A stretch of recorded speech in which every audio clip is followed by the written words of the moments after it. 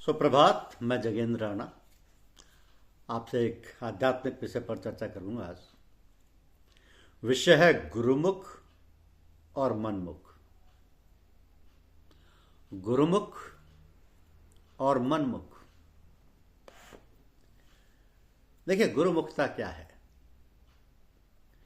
कि सतगुरु अपनी दया से सदा जीव की संभाल करते रहते हैं और चाहते हैं कि सब सेवक उनके चरणों में मुख्य प्रीति व प्रतीत करें। पर यह मन नहीं चाहता कि ऐसी हालत जीव को प्राप्त होवे। इसी वास्ते वो भोगों की तरफ खींचता है और अपने हुक्म में जीवों को चलाना चाहता है। इस वास्ते जीवों को चाहिए कि मन की घात से बचकर, घात यानी हमला, आक्रमण, मन तो आक्रमण करता है ना, कि मन की घात से बचकर सतगुरु के चरणों की संभाल रखे। इसी कारण परख और संभाल का थोड़ा सा हाल गुरुमुख और मनमुख की चाल का लिखा जाता है। उससे हालत की परख करते हुए चलना चाहिए। अब गुरुमुख और मनमुख को समझिए कि इनकी चाल क्या है। गुरुमुख की चाल: गुरुमुख हर एक के साथ सच्चाई बरतता है और बुराई की बातों से बचता है, किसी को धोखा नहीं देता है और जो काम करता है सतगुरु के लिए और उनकी दया के भरोसे करता है। दूसरे, गुरुमुख मन और इंद्रियों को रोकता है और चित्त से दीन रहता है,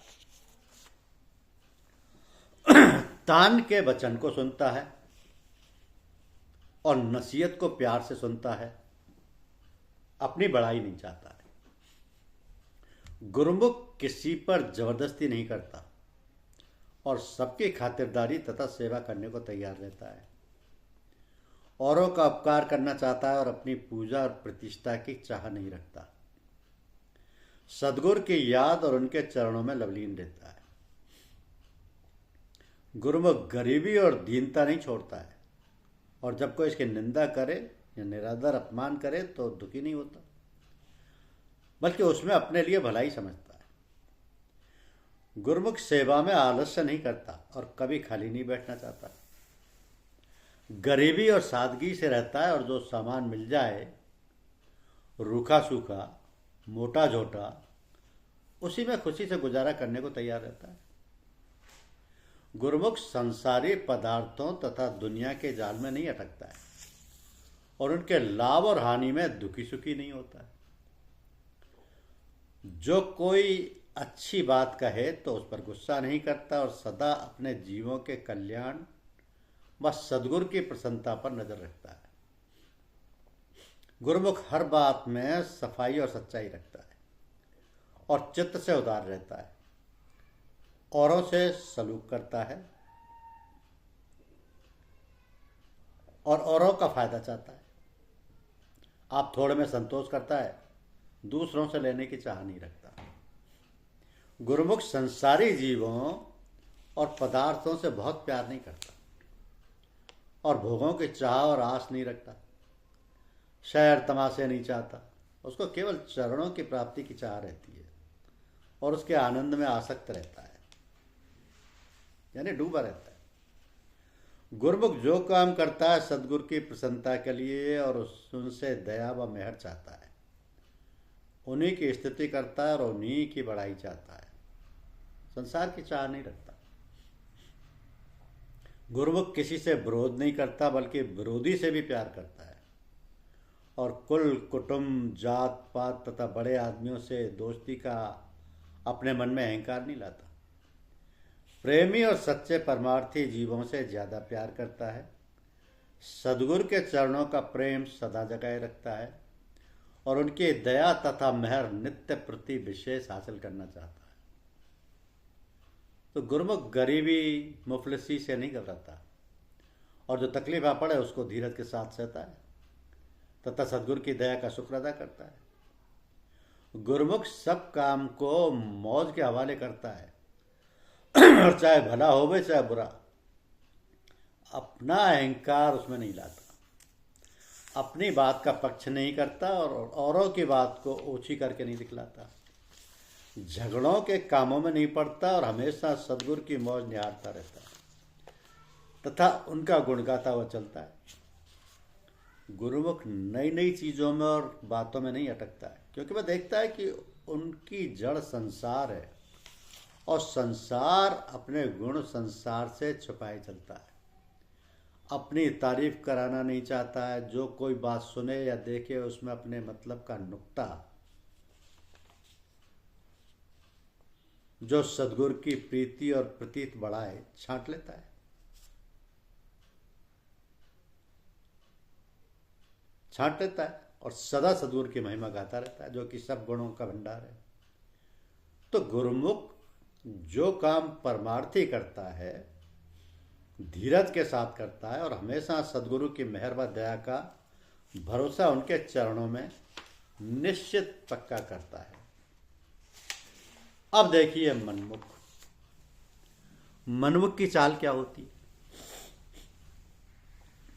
मनमुख, अभी तक आपने गुरुमुख की चाल देखी, कितनी आदर्शवादी, कितना ऊंचा लक्ष्य है, निस्वार्थ। अब मनमुख की चाल देखिए कि मनमुख चतुराई और कपट से बरतता है, अपने मतलब के लिए औरों को धोखा देता है और अपनी बुद्धि तथा चतुराई का भरोसा रखता है और अपने आप को प्रकट करना चाहता है। मनमुख इंद्रियों का मर्दन पसंद नहीं करता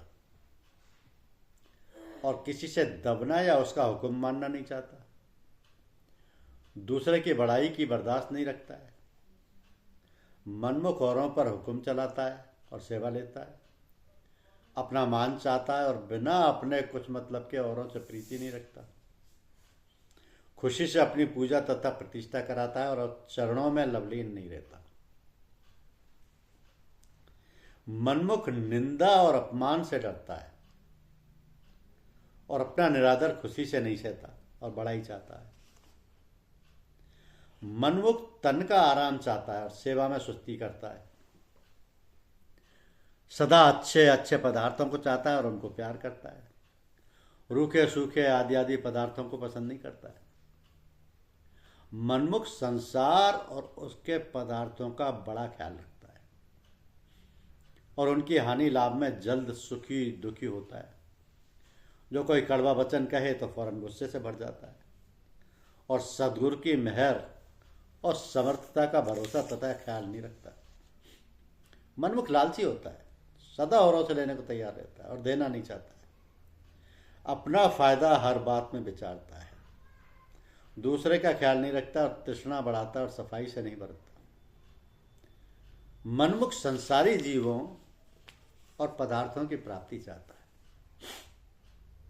और भोग विलास चाहता है तथा शर तमाशे से खुश होता है।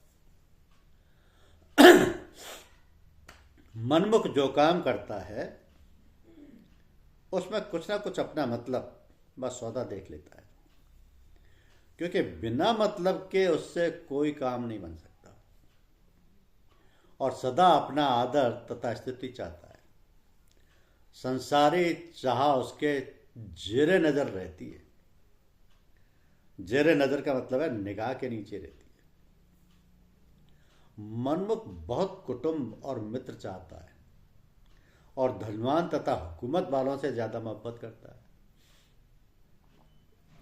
उनकी मित्रता और अपनी जात पात का अहंकार रखता है और दिखावे का काम बहुत करता है। सद्गुरु की प्रसन्नता का ख्याल कम रखता है।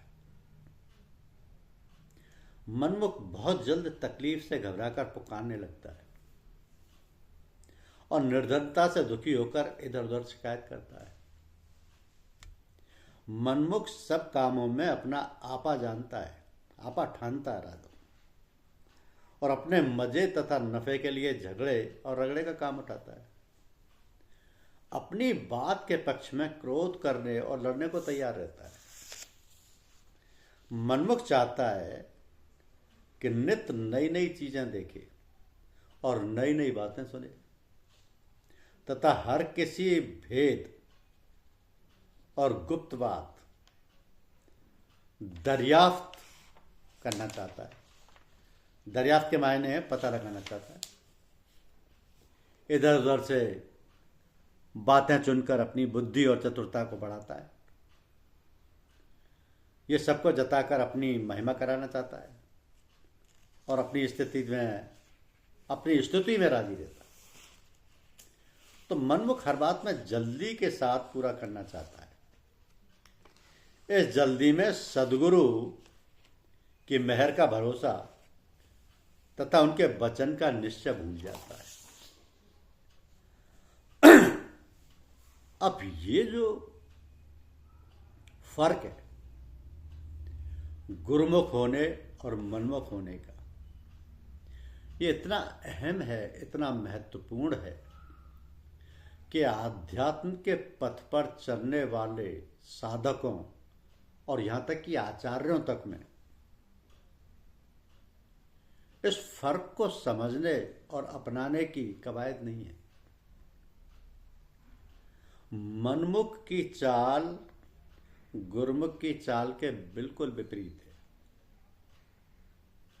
सतगुरु अपनी दया से सदा जीव की संभाल करते रहते हैं और चाहते हैं कि सब सेवक उनके चरणों में मुख्य प्रीति व प्रतीति करें, पर यह मन नहीं चाहता कि ऐसी हालत जीव को प्राप्त हो। इसी वास्ते वह भोगों की तरफ खिंचता है और अपने हुक्म में जीवों को चलाना चाहता है।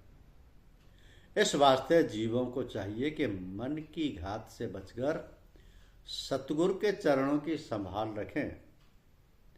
इसी कारण परख और संभाल का थोड़ा सा हाल गुरुमुख और मनमुख की चाल का लिखा जाता है।